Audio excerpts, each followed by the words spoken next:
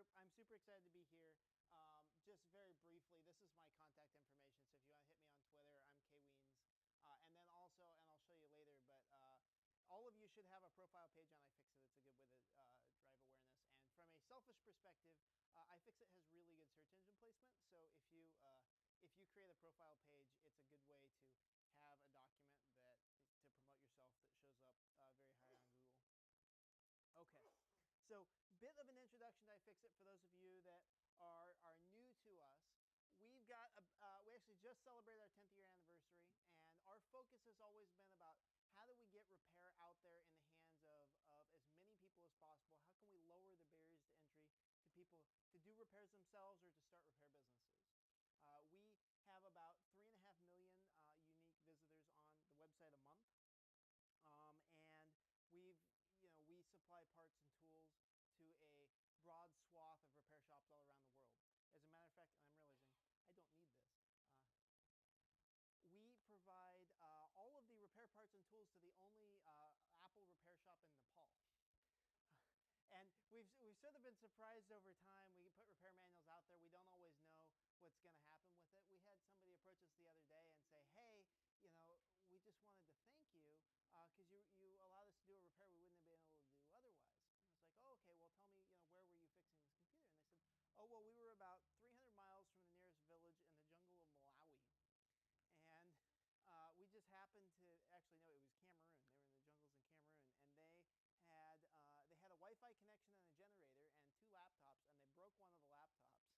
And so they were able to pull it apart using instructions off the internet from the one computer and use it to repair the other one. And that idea that information is an empowering technology has been fundamental to iFixit.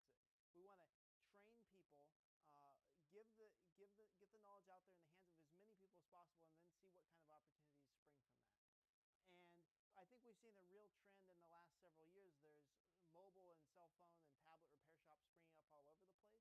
And part of that is because the internet has been such a phenomenal tool for getting information on all of these disparate devices in the hands of the technicians when they need it. We've identified over 5,000 different cell phones on the market. Not presently on the market, but they've been sold over the last few years. There are hundreds of different Android devices out there, and you're not going to have a technician that is trained and can operate on every single phone or every single tablet on site. You need additional information on how to get in. It's not like the good old days of the PC, where once you learn how to work on a few PC boxes, you're going to be able to have anybody without any additional experience take apart and dismantle or repair any PC. This is on a device-by-device basis.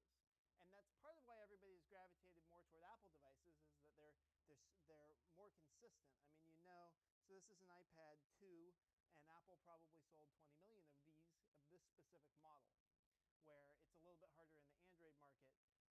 There's only a few really blockbuster Android phones, and then the rest of it is kind of a long tail effect. We sell parts and tools ourselves. That's kind of how we fund our operation. And we brought some tools for you guys today, so I'll share some tools with you later. We thought about handing the tools out at the beginning, and then we realized that you just turn to your neighbor and start taking their computers apart. I know we're all gearheads. We're all liking to wrench on things, so we decided to hold off later. We sell tools to every intelligence agency in the world that I know of. Probably a lot more that I don't know about. So anybody who's doing forensic analysis on hardware and needs to get into these devices is buying our tools. We sell tools to most repair shops around the world. And then, clearly our repair manuals are kind of what we're known for. And the reason is that, back in the dark ages of, say, something like if you wanted to be a mechanic or a computer repair guy back in like 1990, there were sort of this was how you did it. You learn how to figure it out yourself. You go and buy a printed repair manual, and you go down to AutoZone and you buy the Haynes manual for 20 bucks. Or if you're really feeling ambitious, you go to a trade school. That's sort of your options. Or you're in one of these programs here where you're mentoring under somebody who's going to teach you. That's not how we do it anymore. Instead, people just go and they Google it. And this is how repair has been for the last 10 or 15 years. And the reason that I started iFixit was because I was trying to fix my iBook. It was a clamshell iBook, the one with the handle. And I dropped it on the power plug, dropped it off the bed in my dorm room. And the power plug was loose. It was the sort of thing where if I held the power plug just right and kind of did the dance, it would sort of work. I'm like, okay, it's just a loose drop of solder. Like, I ought to be able to take this apart. I've built my own computer. Like, this should not be a problem for me to take this apart and put a couple drops of solder on these pens.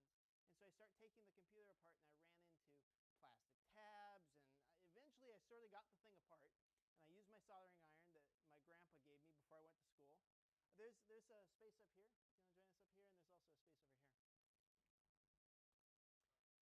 No, you're totally fine. So I resolder it, and then I go and I'm starting to put the computer back together, and I can't for the life of me figure out how to put the computer back together. So I do what anybody would do. I went online and I Googled, iBook service manual, and I couldn't find anything. And I'm sitting there like, why in the world is the service manual for this computer not on the internet? And I did a little bit more research, and I learned that there were a number of websites that used to have the service manual and got a mean takedown letter from Apple's lawyers saying, knock it off or we'll sue you. And so they took the service manual offline. And it turns out that this is the way that the world works with all of these tablets and small devices these days, is the manufacturers don't really want any of us repairing them. And they're not out there sharing the service information on them. So it's kind of up to all of us to fend for ourselves and figure it out. And so what I did, I was so frustrated with Apple that I said, okay, well, phooey on you. And the nice thing about being young and maybe a little bit stupid is that you don't really know what's not possible. And so I went ahead and took my computer apart again, took pictures, and then I posted the repair manual online, mostly out of spite. And the first weekend I posted online, we had 10,000 hits. We had tons of people. And I'm like, who in the world is looking at this boring service manual? How in the world are 10,000 people interested? Turns out a lot of people are interested. And so that was sort of the beginning. And you got a question here. No, I just wanted to know what made you not get sued by Apple. Sure. Why weren't we sued by Apple? It's because we took the computer that I owned. I took pictures of it. I created content myself, and I published it online.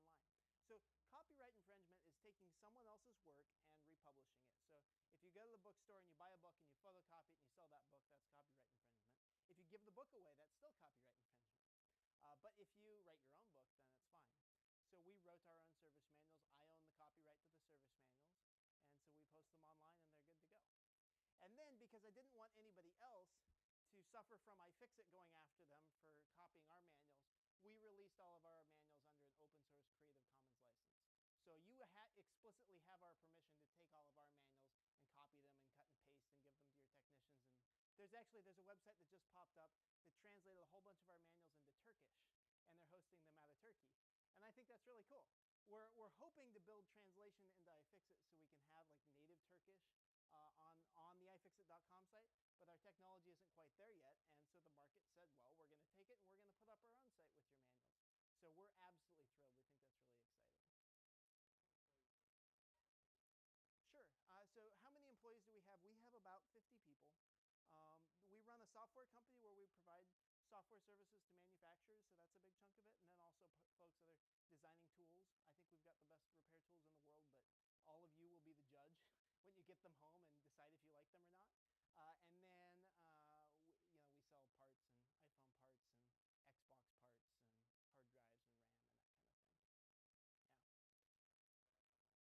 Yeah. Sure.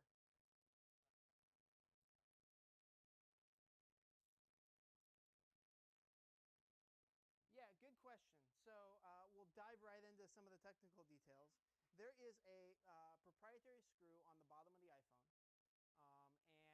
and there is the same screw on the bottom of a lot of the laptops. And yeah, so it's a 5-point screw. It's not the same geometry shape as a Torx. So if you had a 5-pointed Torx, it wouldn't work. It's a new shape, and from what we've done quite a bit of research, they haven't patented it. So they switched to a proprietary screw. For whatever reason, they didn't patent it, and we think it's because they stole it from someone else and couldn't patent it. But that's our best guess. So it's a screwdriver that's new. Nobody has it, but it's not patented. So what we did was we reverse engineered the screw. We produced them. In the toolkits I'm giving all of you is the for the screwdriver for both this and for the iPhone. So you'll be able to get inside them.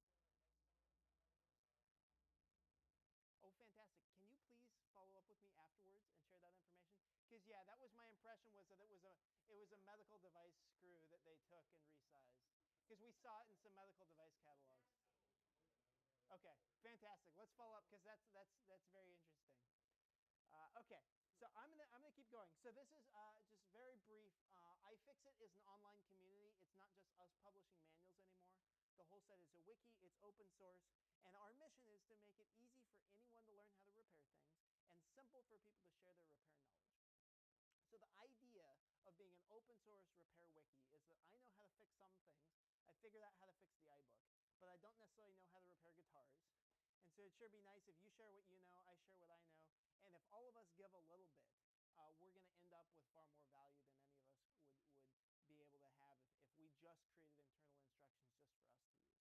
So as you're creating internal operating instructions, you can actually use iFixit as a wiki. If you're training folks or you have your senior tech, like with Ivan, so your senior tech is out. If he had documented how he does what he does, maybe it would have been easier for somebody other than you to fill in his shoes.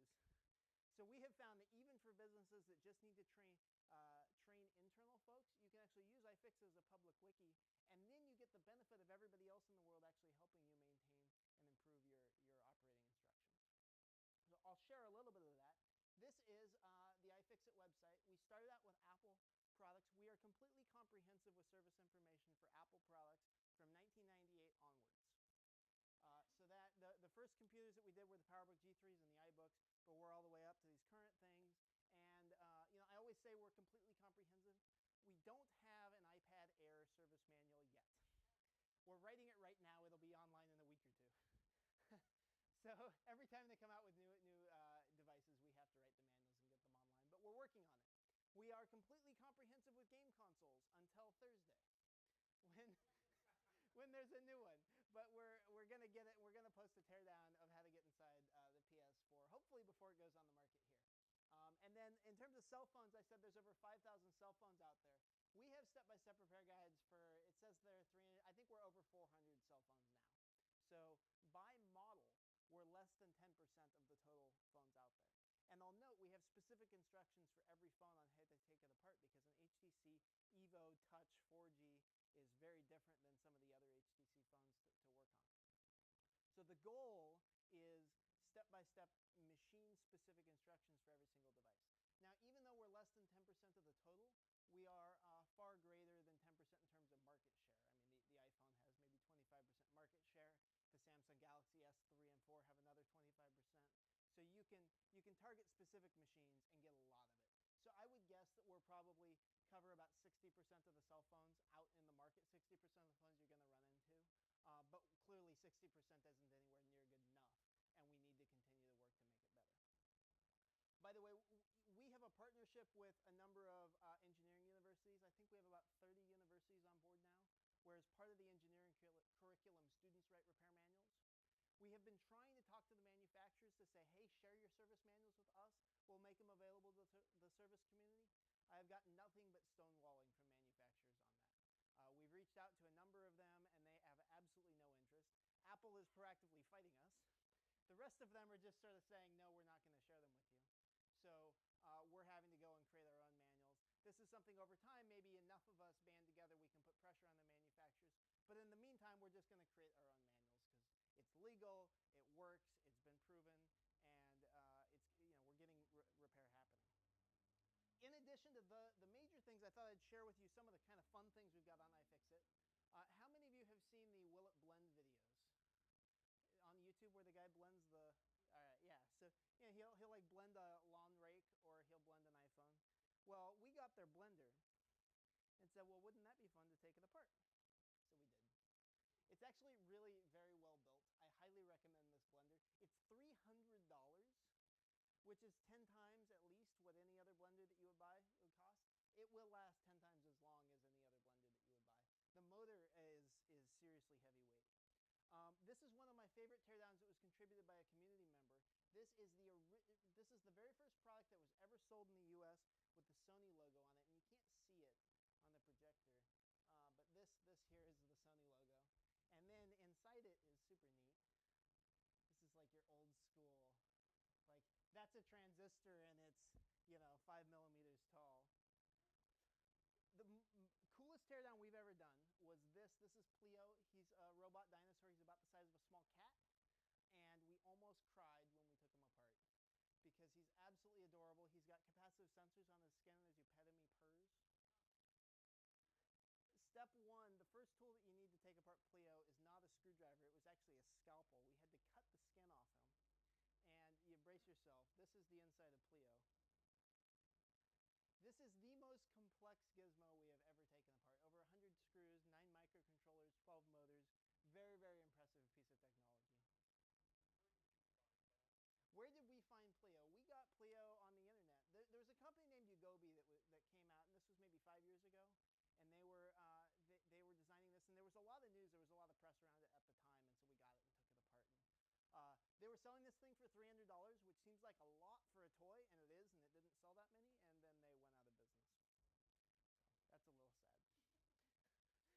Pleo met his demise. You can still buy them. The company that was making them for him continued to sell them, but there's not ongoing research and development. We got all sorts of product teardowns and gizmos on the site, lots of tablets, and I'm not going to go into all of them now. We will talk about how to repair different types of things. So this is a quadcopter, and this is actually a snap ring on the rotor on the quadcopter, and sometimes there's different techniques for working on different types of hardware than you deal with electronics.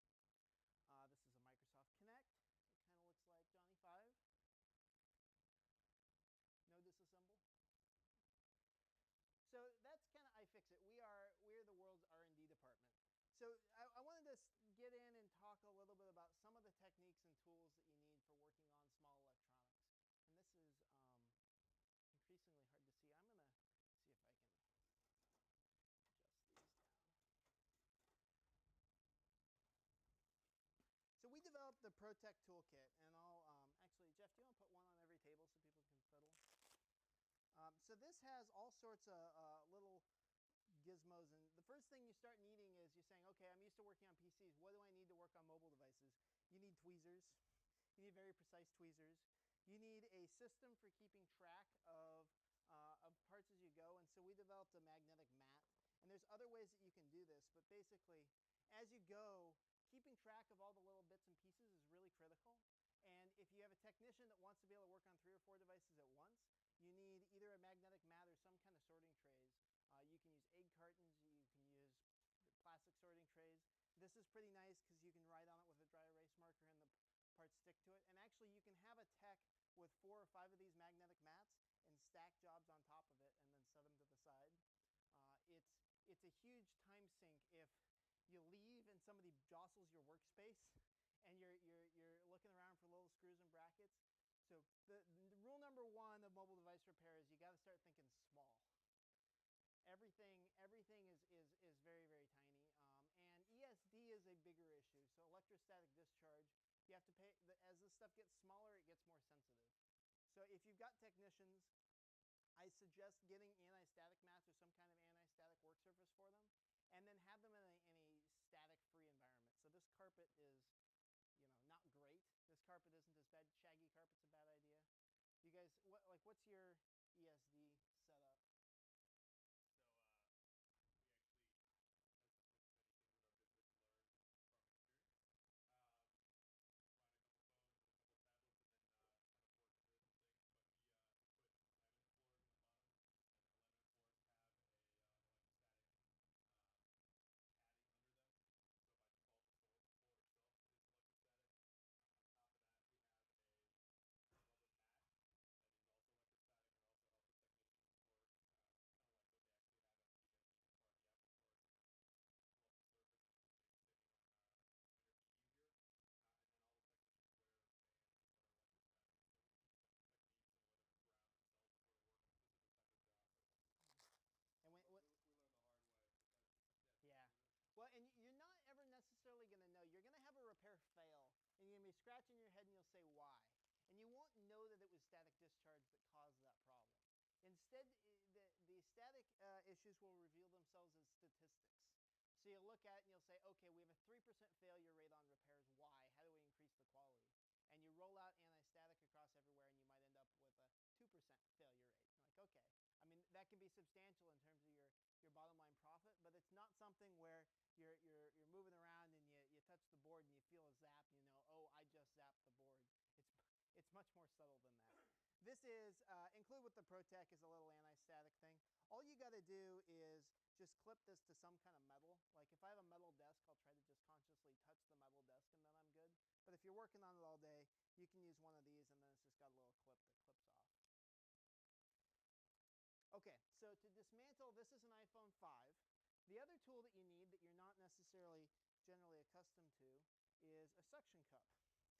So we actually custom designed a suction cup for the ProTech toolkit, specifically for the iPhone 5 because it needed greater suction than we could get out of any existing suction cup. So it used to be, when we first started with suction cups, we tell people like, you know, if you have a radar detector or, you know, something in your shower that sticks to the wall, just use one of those suction cups.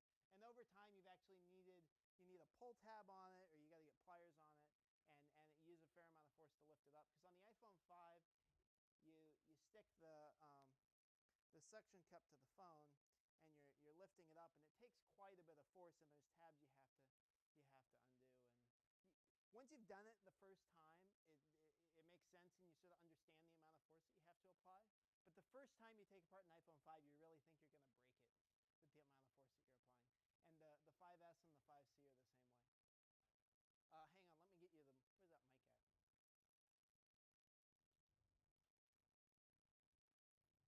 No, I had a question that's related to this. My very first attempt at an iFixit job was a few years ago on a PowerBook G4, a little thin aluminum case. Mm-hmm. And I thought your instructions online were wonderful until we got to the part about how do you get it back together. You mentioned the little tabs. Yeah. That's when we really did need 4 hands. Uh-huh. My wife helped me Yeah. get those in just the right place. She supplied 3 hands and you had the other one? She supplied something like that. But anyway, I guess that's my point is that if I had a criticism at all about some of the stuff that is online, and hey, I could have helped. I could have put the reassembly photographs and instructions in there. Sure. But it's not a one-person job, some of these jobs, I don't think. Yeah. Well, and that is a totally fair criticism. iFixit is kind of famous for, at the end of all of our manuals, we'd have one sentence. Anybody know what that sentence is? Do it backwards. So we don't document the entire process both ways because it's kind of a waste of time. Like, you can follow the instructions backwards. But there are points where you're like, oh, gee, I wish they would tell me. And so we do put reassembly notes in the steps as you're going backwards. You pay attention to the reassembly notes. And the other thing is that the comments at the bottom of the page also tend to be very instructive and very useful.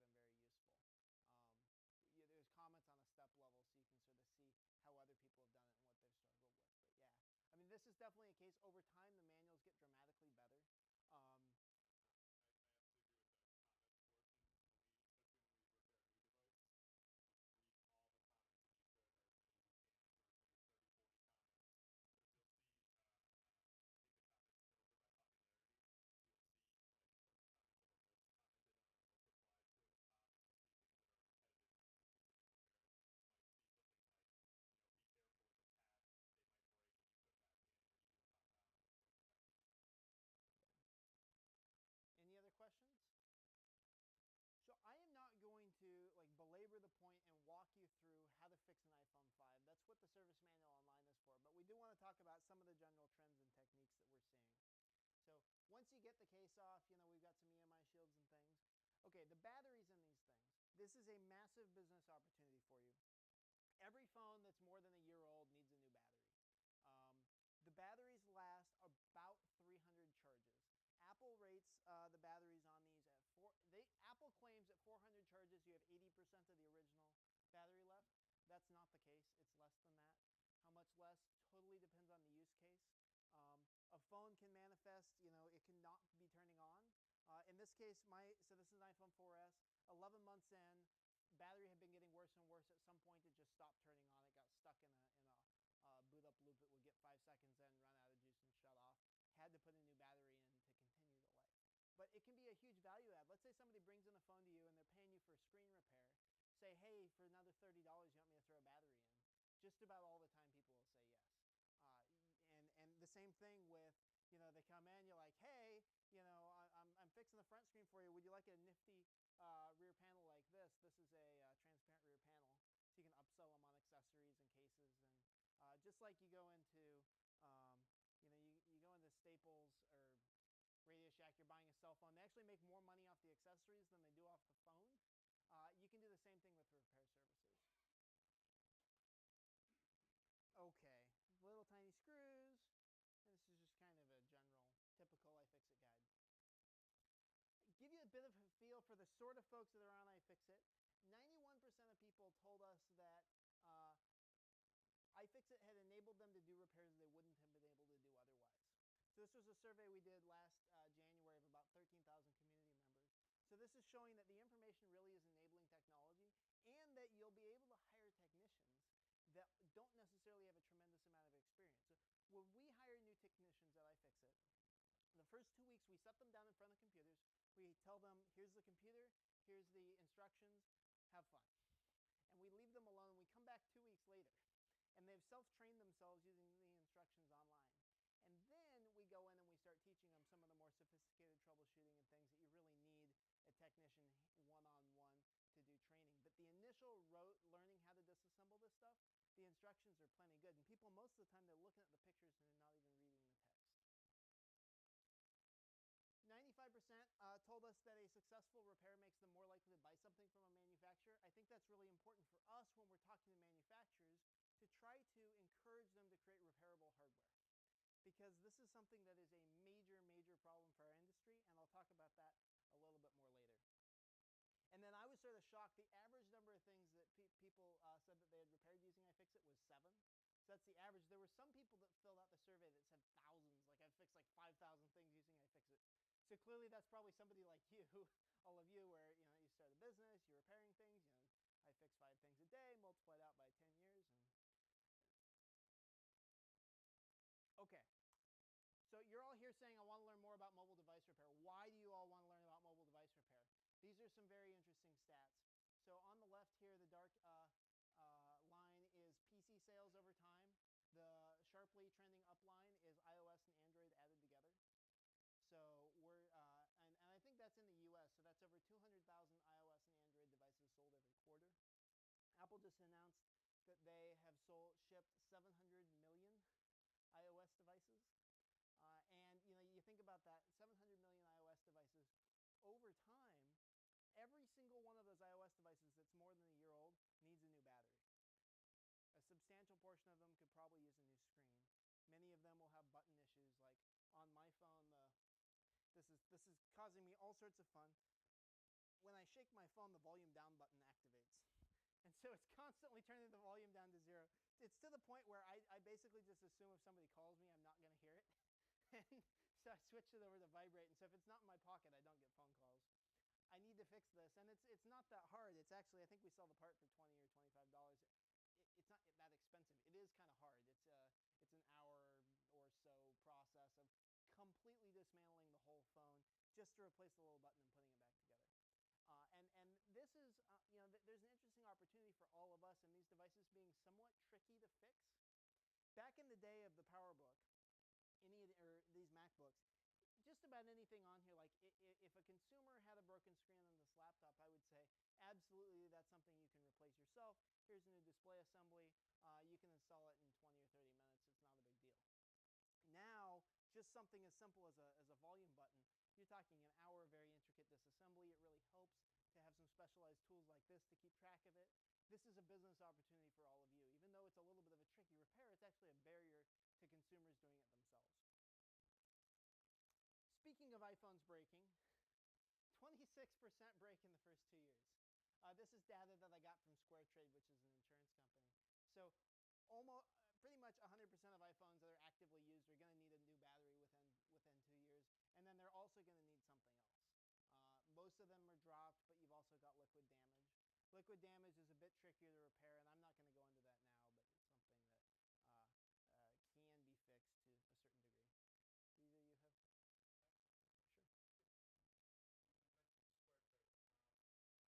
Sure. You mentioned Square Trade. That was one of the things I did when we purchased the Boot Squad.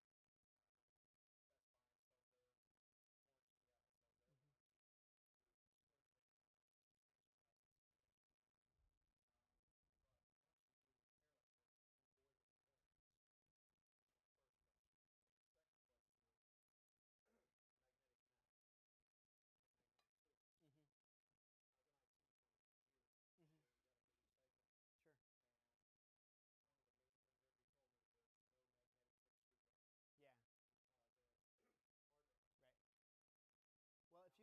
you can find the hard drive in this, we can talk. Yeah. Yeah, magnets aren't a problem anymore. Right. Yeah. Two people asked for that magnetic tip screwdriver. Yeah, you could not do the repairs without a magnetic tip screwdriver. You would claw your eyeballs out before you. Yeah. Right. Right. So that's the answer to your second question is, are magnets a problem? No, magnets aren't a problem anymore. All right, first question, what about warranties? Doesn't doing repairs void the warranties? Well, I mean, maybe. Let me, okay. So doesn't doing repairs void the warranties? If it needs a repair, it's probably out of warranty. So if you look at this and you say 76% of people drop their phone, well, when you dropped your phone, you voided the warranty. The warranty doesn't cover a cracked screen. So that's the answer on that. On the other side, actually, the consumer protection laws in the U.S. don't allow manufacturers to void warranties when consumers perform repairs. So, and this is esoteric in the law, but if you like, I am probably one of the few people in the world that has actually read Apple's full warranty, and it very explicitly says that if you are doing a repair, the parts that you replace are not covered, and any parts that you damage during the repair are not covered, but it does not void the warranty of the device. That's the letter of the law. Now, are you going to be able to get away with that argument at a local Apple store with somebody who doesn't have a law degree? But that's what the law says. We see a lot of people bring an iPhone 4 or 4S that has a damaged screen, something like that. Sorry, that's not an iPhone 4. And they would repair the devices and take it to the Apple store, even though warranty was over. And we've never had we've had people that come back and say, "Thank you so much, got me a brand new phone for free." We also have seen a great opportunity with now 5S's. So we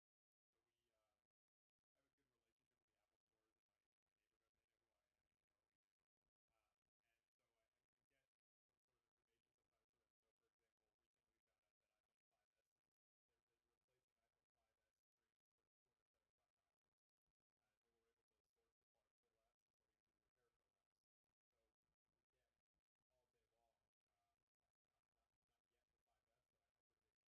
that, so we can do the repair for that. So we get all day long, not yet for 5S, but I predict in the next 3 to 6 months we'll pretty significantly increase the amount of repair requests for that device, and we can offer it for a pro. So,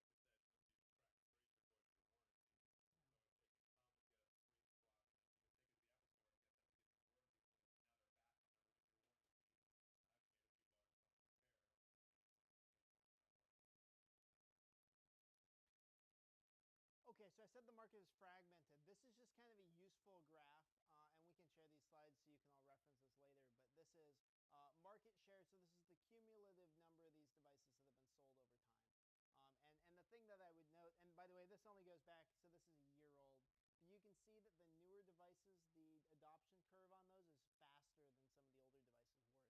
So the rate that these mobile devices are penetrating the entire marketplace is growing, which just means that the opportunity is growing for us. And then this is just quarterly iPhone sales over the last few years, and then breaking that down and saying, okay, how many of these things are actually ready to repair? So this is cumulative sold in the US, and then this is our estimate of the number that are repair ready. So massive, massive market opportunity. The other thing is, I wouldn't really worry about competition. There are so many of these devices out there broken.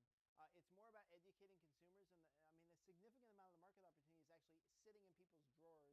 It's their backup phone that they have, or it's the phone that they broke and then went and got a new one and hung on to the old one. There's a lot of money sitting out there, and I think that's attractive in the nonprofit realm.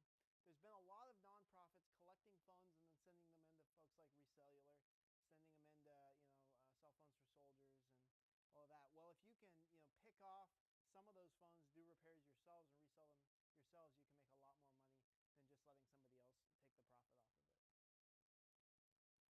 So this is our estimate, is that right now, like just busted phones sitting out there, that there's a $6 billion a year opportunity.